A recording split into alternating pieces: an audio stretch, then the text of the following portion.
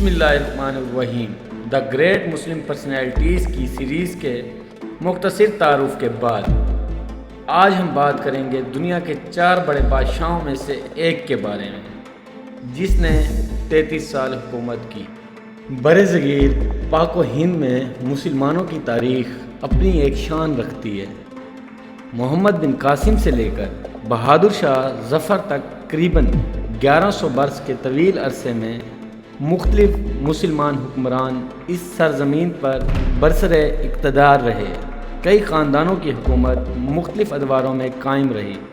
ان میں نیکوکار، بد کردار، انصاف پسند، ناانصاف، رحم دل، ظالم، ہر طرح کے حکمران شامل تھے۔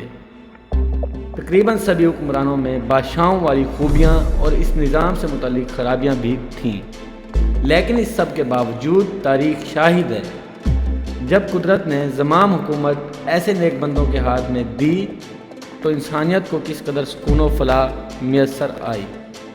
جب بھی اللہ سے ڈرنے والے اور اچھی انتظامی صلاحیتوں کے مالک نیک حکمران کسی قوم کو میسر آئے، وہ قوم فلاح و ترقی کی منزلیں سر کرتی چلی گئی۔ دی گریٹ مسلم پرسنالٹیز کی سیریز میں آج ہم بات کریں گے برصغیر پاک و ہند کے قابل فخر اور عظیم سپہ سالار محمود غزنوی کے بارے میں۔ محمود غزنوی، جو محمود بدھ شکن کے لقب سے بھی مشہور ہیں، وہ ایسے بلند مرتبہ حکمران ہیں جن پر مسلمان رہتی دنیا تک بجا طور پر ناز کر سکتے ہیں۔ ان کے پے در پے حملوں میں اسلام کے لیے برصغیر پاک و ہند کے دروازے کھول دیے اور بہت مختصر مدت میں یہ خطہ اسلام کا گہوارہ بن گیا۔ محمود کی ذات اعلیٰ انسانی صفات کا بے مثال نمونہ ہے۔ اعلیٰ ظرفی، بردباری اور حسن سلوک کی جو نظیر انہوں نے قائم کی، وہ قوموں کی تاریخ میں خال خال نظر آتی ہے۔ عالم اسلام کے یہ قابل فخر رہنما 10 محرم 2 نومبر 971 عیسوی کی درمیانی شب کو پیدا ہوئے۔ ان کے والد ابو منصور سبکتگین ایک دانش مند اور بہادر انسان تھے، جنہوں نے خاندان غزنویہ کی بنیاد ڈالی تھی۔ سبکتگین خراسان کے سپہ سالار الپتگین کے غلام تھے۔ الپتگین نے بعد میں زابلستان کا علاقہ فتح کر کے وہاں آزاد ریاست قائم کر لی۔ انہوں نے اپنی بیٹی کی شادی اپنے لائق غلام سبکتگین سے کر دی تھی۔ اسی خاتون کے بطن سے اس بچے نے جنم لیا، جسے دنیا محمود بدھ شکن کے نام سے جانتی ہے۔ محمود نے ذرا ہوش سنبھالا تو ان کے والدین نے ان کی بہترین تعلیم کا بندوبست کیا۔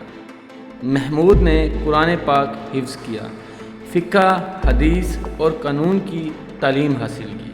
ان کے اساتذہ میں قاضی ابو نصر رحمۃ اللہ علیہ سر فہرست ہیں۔ فن حرب یعنی لڑائی کے فنون کی تعلیم خود ان کے والد سبکتگین نے دی، اور بہت جلد محمود نے تیر اندازی، نشانہ بازی، شاہ سواری میں مہارت حاصل کر دی۔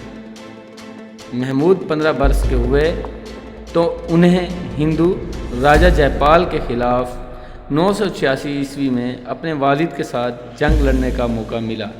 جے پال نے خود غزنی پر حملہ کیا تھا۔ شجاعت اور جواں مردی محمود کو ورثے میں ملی تھی۔ اس جنگ میں انہوں نے زبردست بہادری کا ثبوت دیا۔ جے پال خراج کا وعدہ کر کے پسپا ہو گیا، بعد میں اپنے وعدے سے پھر گیا۔ 991 عیسوی میں اس نے سبکتگین سے جنگ لڑی لیکن شکست کھائی۔ غزنی کی حکومت پشاور تک وسیع ہو گئی۔ مسلمانوں کا پشاور پر پہلی بار قبضہ سبکتگین ہی کے عہد میں ہوا۔ سبکتگین نے اپنے مفتوحہ علاقوں میں دین اسلام کی تبلیغ کا اچھا انتظام کیا۔ 3 سال بعد جب سامانی حکمران امیر نوح کے خلاف بغاوت ہوئی تو انہوں نے سبکتگین سے مدد مانگی۔ اس موقع پر محمود ایسی بہادری سے لڑے کہ سامانی حکمران نے انہیں سیف الدولہ کا خطاب دیا۔ سبکتگین کے انتقال کے بعد ربیع الاول مارچ 998 میں غزنی کی حکومت محمود نے سنبھال لی۔ کچھ ہی عرصے بعد وہ خراسان پر بھی قابض ہو چکے تھے۔ اس موقع پر بغداد کے عباسی خلیفہ القادر باللہ نے انہیں ان دونوں صوبوں یعنی غزنہ اور خراسان کا والی تسلیم کر لیا اور یمین الدولہ اور امین المملکت کے خطاب دیے۔ اس کے بعد محمود غزنوی نے درہ خیبر کے مشرق میں یعنی بر صغیر پر 16 حملے کیے۔ عام طور پر مشہور ہے کہ محمود نے ہندوستان پر 17 حملے کیے تھے، لیکن خود محمود کے ہم عصر مورخ اتبی نے اپنی تاریخ یمینی میں 16 حملوں کا ہی ذکر کیا ہے۔ مورخ فرشتہ اور نظام الدین احمد کے مطابق محمود نے ہندوستان پر پہلا حملہ 1000 عیسوی میں کیا، لیکن اس حملے کا ذکر تاریخ یمینی میں نہیں ہے۔ پنجاب کا راجہ جے پال سبکتگین کے ہاتھوں دوبارہ شکست کھانے کے بعد خراج ادا کیا کرتا تھا۔ سبکتگین کے انتقال کے بعد اس نے سوچا کہ اب غزنی کی حکومت پر ضرب لگانے کا بہترین موقع ہے۔ اس نے 42,000 جنگجو سپاہی جمع کیے اور 300 جنگی ہاتھی لے کر پشاور پر حملہ کر دیا جو غزنی کی حکومت کے تحت تھا۔ حملہ آور کا جواب دینا محمود کا فرض تھا۔ انہوں نے 10,000 سرفروش سپاہیوں کی فوج منظم کی اور پشاور پہنچ گئے۔ 27 نومبر 1001 عیسوی کو دونوں فوجوں میں زبردست جنگ ہوئی، جس میں جے پال کی فوج کے قدم اکھڑ گئے۔ جے پال اور اس کے 15 بیٹے اور پوتے گرفتار ہوئے اور محمود تمام جنگی قیدیوں کو غزنی لے گئے۔ 8 ماہ بعد انہوں نے اعلیٰ ظرفی کا مظاہرہ کرتے ہوئے جے پال کو پھر معاف کر دیا اور اس وعدے پر رہا کر دیا کہ وہ آئندہ بغاوت نہیں کرے گا اور خراج ادا کرتا رہے گا۔ لیکن غزنوی حکمرانوں سے مسلسل تیسری بار شکست جے پال کے لیے اعصاب شکن ثابت ہوئی۔ اس نے لاہور واپس آ کر خود کو نظر آتش کر لیا۔ سن 1004 عیسوی میں محمود نے ملتان کے قریب بھاٹیا یعنی بھاتنا کی ریاست پر حملہ کیا۔ بھاتنا میں وجے رائے کی حکومت تھی اور وہ ایک ملحد فرقے کرامتا کی مدد کیا کرتا تھا۔ کرامتا مسلمانوں کے سخت خلاف تھے۔ وہ مسلمانوں کی بستیوں پر حملے کرتے تھے، حجاج کے قافلوں کو لوٹ کر حاجیوں کو قتل کر دیا کرتے تھے۔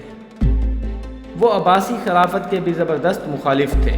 اس بنا پر محمود نے ان کے خلاف کارروائی کا فیصلہ کیا۔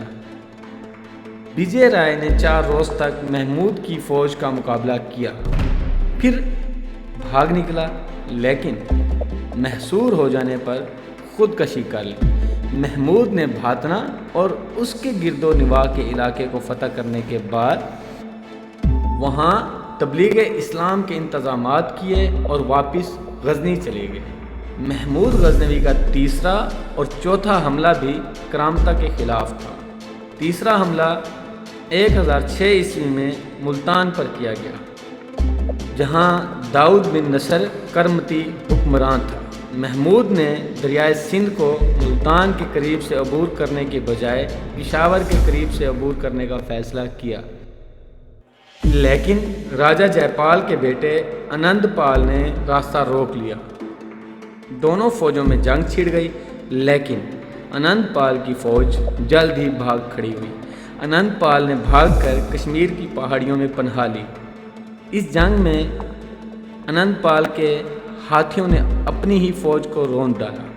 اس وقت محمود کی فوج دباؤ میں تھی۔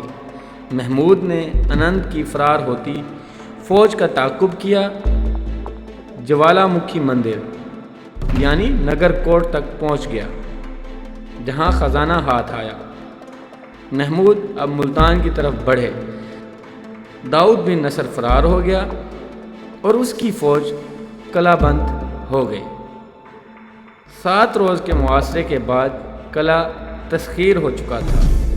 شہریوں نے دوڑ کر درہم خراج ادا کیا، لیکن کرامتیوں کی جان بخشی نہیں کی گئی۔ محمود نے یہاں کی حکومت جے پال کے نواسے سکھ پال کے سپرد کر دی، جو نواسہ شاہ بھی کہلاتا تھا۔ سکھ پال نے اسلام قبول کر لیا۔ سن 1007 میں نواسہ شاہ مرتد ہو گیا۔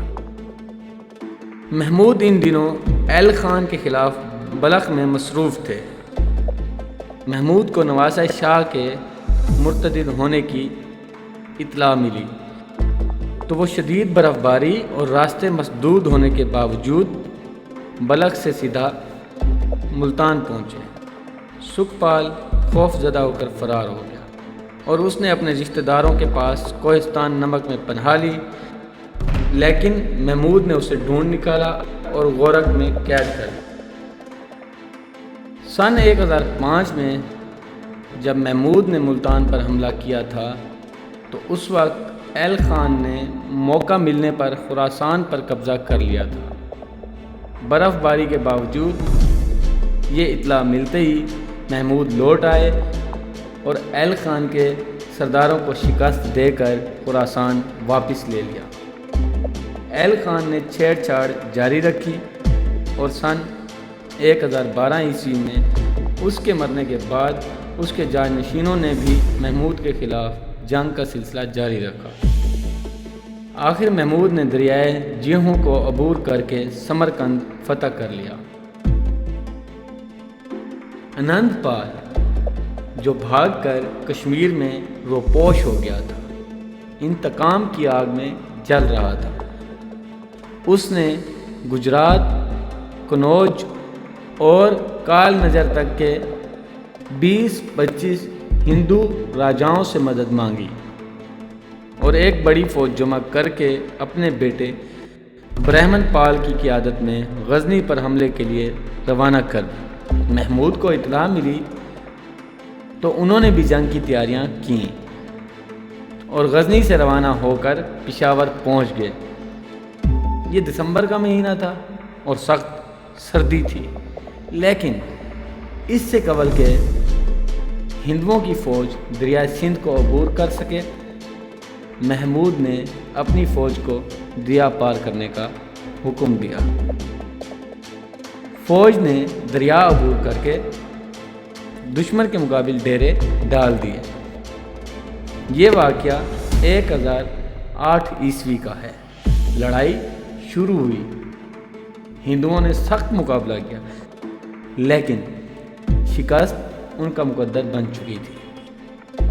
وہ پسپا ہو کر نگر کوٹ یعنی کانگڑا میں پناہ لینے کے لیے بھاگ گئے۔ محمود کی فوج نے ان کا پیچھا کیا اور نگر کوٹ کے قلعے کا محاصرہ کر کے 3 دن میں اسے فتح کر لیا۔ انند پال گو کہ کافر فرار ہو گیا تھا، لیکن بعد میں اس نے معافی طلب کی اور خراج دینے کا وعدہ کیا۔ محمود نے اس حقیقت کے باوجود کہ انند پال اور اس کا باپ پہلے بھی اپنے عہد سے پھر چکے ہیں، انند پال کو معاف کر دیا۔ اس کے بعد ہندوؤں نے غزنی کی حکومت پر کبھی حملہ نہیں کیا۔ صرف 1 سال بعد محمود نے ملتان کے کرمتی حکمران کے خلاف حملہ کیا، ملتان کو براہ راست غزنوی حکومت کا حصہ بنا دیا۔ یہاں محمد بن قاسم نے ایک مسجد بنوائی تھی جسے کرامتا نے بند کر دیا تھا۔ محمود نے اس مسجد کو دوبارہ کھول دیا۔ ملتان پر محمود کے قبضے کے نتیجے میں کرامتا کی سرگرمیاں ٹھنڈی پڑ گئیں۔ اسی زمانے میں محمود نے نارائن پر حملہ کیا۔ وہاں کے راجا نے خراج ادا کرنے کا وعدہ کیا۔ اس معاہدے سے خراسان اور ہندوستان میں تجارت کو بہت فروغ ملا۔ ویڈیو لمبی ہونے کی وجہ سے ویڈیو کو 2 سے 3 پارٹ میں اپلوڈ کیا جائے گا۔ ویڈیو کا پارٹ 2 تخلیق ٹی وی پہ اپلوڈ کر دیا جائے گا۔ آپ سب سے گزارش ہے کہ آپ ہمارے چینل تخلیق ٹی وی کو سبسکرائب کر لیں۔ خدا حافظ۔